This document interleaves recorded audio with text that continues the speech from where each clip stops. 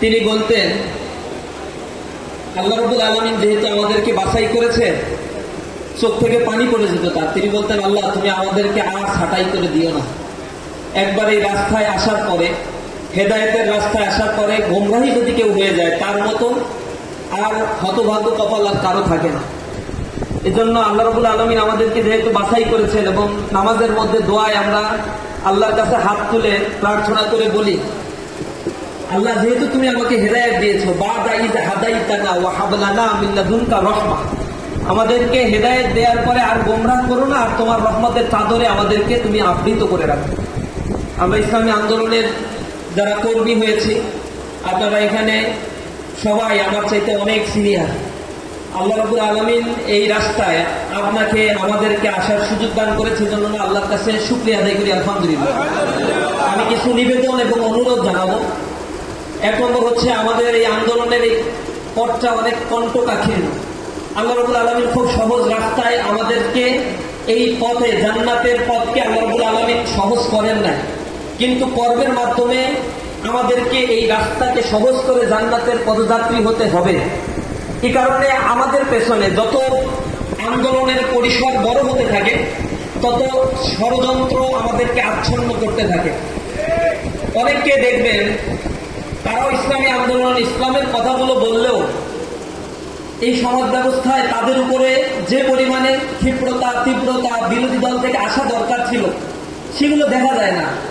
এর একটা কারণ হচ্ছে, তারাও যদি বড় হয়, তাদের পরিসর যদি ইফেক্ট ফেলানোর মতো কিছু হয়, সমাজকে কন্ট্রোল করার মতো কিছু হয়, তাহলে তাদের ব্যাপারে একই বিষয়বাজারগুলো এই বিরোধী পক্ষের থেকে আসবে, এবং কুফরু মিল্লাত ওয়াহিদ, কাফেররা হচ্ছে একই মিল্লাত, সব একসাথে হয়ে আগ্রাসী মনোভাব তার উপরে প্রদর্শন করবে।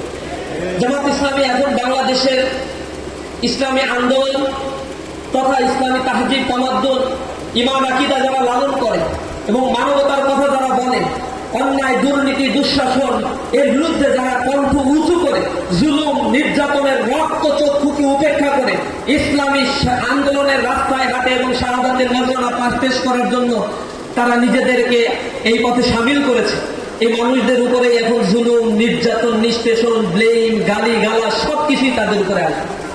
এবং এমন লোকের কাছ থেকে ফতোয়া শুনতে হবে যারা আমাদেরকে রাজনৈতিকভাবে নির্মূল করে দেয়, আবার আমরা ইসলামী দল কিনা, ইসলাম অনুযায়ী চলি কিনা, এইসব কথাও তারা বলে।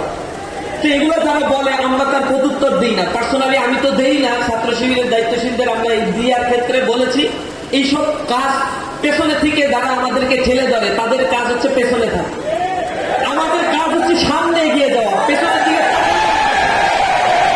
আমাদেরকে যারা শেষ করে দিতে চায়, তাদেরকে আমরা বলি, আমাদের ঘর ভাঙিয়াছে দেবা, আমি বাঁধি তার ঘর, আপন করিতে খুঁজিয়া বেড়াই, যে মনে করেছে পথ, যে মনে করেছে পথের বিবাদী, পথে পথে আমি ফিরি তার লাগি, দীঘল রজনী তার তরে জাগি, ঘুমচে ভরেছে মন, আমাদের ঘর ভাঙিয়াছে দেবা, আমি বাঁধি তার ঘর। যে আমাকে ধ্বংস করে দিতে চায়, আমরা তাদেরকে বুকে আলিঙ্গন করে নেই। যে যারা আমাদেরকে রাজনৈতিক নির্মূল করতে চায়, আমরা তাদেরকে ভালোবাসা দিয়ে তাদের রাজনৈতিক ওই বেচাপথ থেকে সোজা সিরাতুল মুস্তাকিমের পথে তাদেরকে নিয়ে আসতে। এজন্য গালিগালাজ করে কোনোভাবেই কোনো আদর্শকে ধ্বংস করা সম্ভব নয়। জামাত ইসলামী শ্যাওলা পাতার উপরে ভেসে থাকা কোনো পানি নয়, জামাত ইসলামী কচু পাতার উপরে ভেসে থাকা কোনো পানি নয়। জামাত ইসলামীর শেখর অনেক গভীরে, যেই যাত্রা শুরু হয়েছে হযরত ইব্রাহিম আলাইহিস সালামের মধ্য দিয়ে, এই যাত্রা কিয়ামত পর্যন্ত চলবে ইনশাআল্লাহ। যদি কেউ বলে আমাদের পথের সীমানা কোথায়, আমরা বলি আমাদের পথের সীমানা সেই জান্নাতে যাওয়ার আগ পর্যন্ত এই গলিপথ চলতে থাকবে। কোনো আস্তের কোনো ক্রান্তি আমাদেরকে বিমর্ষ করে তুলতে পারে না। শাহজাহান আমাদের আবদ্ধ, তাবুকে লালন করে চলার জন্যই আমরা প্রতিজ্ঞাবদ্ধ হয়েছি। সুতরাং আমাদেরকে সেই চরিত্র, মাধুর্য এবং নৈতিকতা নিয়ে মানুষের সমস্যার সমাধানের জন্য সমাজের অংশ হয়ে আমাদেরকে কাজ করতে হবে। জামাত ইসলামের যে স্লোগান, জামাত কর্মী হচ্ছে সমাজকর্মী, সমাজের মানুষের সমস্যা সমাধানের জন্য যদি আমরা মানুষের কাছে ছুটে যাই, কাজ করি, যেভাবে মানুষ আমাদেরকে সমর্থন দিয়েছে, যে পরিমাণে মানুষ আস্থা রাখছে, ইনশাআল্লাহ আগামীর বাংলাদেশে এই সমাজ ব্যবস্থা একটি কল্যাণমুখী রাষ্ট্র প্রতিষ্ঠা হবে ইনশাআল্লাহ।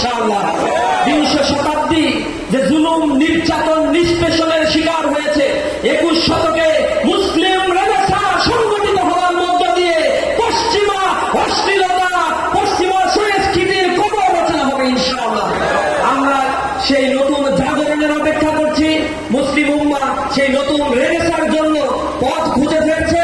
আমরা আমাদের রাস্তায় চলবো, কোরআনের রাস্তায় চলবো, কোরআন অনুযায়ী এই সমাজ ব্যবস্থাকে গড়ে তোলার জন্য নিজ নিজ জায়গা থেকে প্রস্তুতি গ্রহণ করবো, সমাজকেও গড়ে তুলবো ইনশাআল্লাহ। সে আশাবাদ ব্যক্ত করে আমার কথা শেষ করছি। আসসালামু আলাইকুম ওয়া রাহমাতুল্লাহি ওয়া বারাকাতুহু।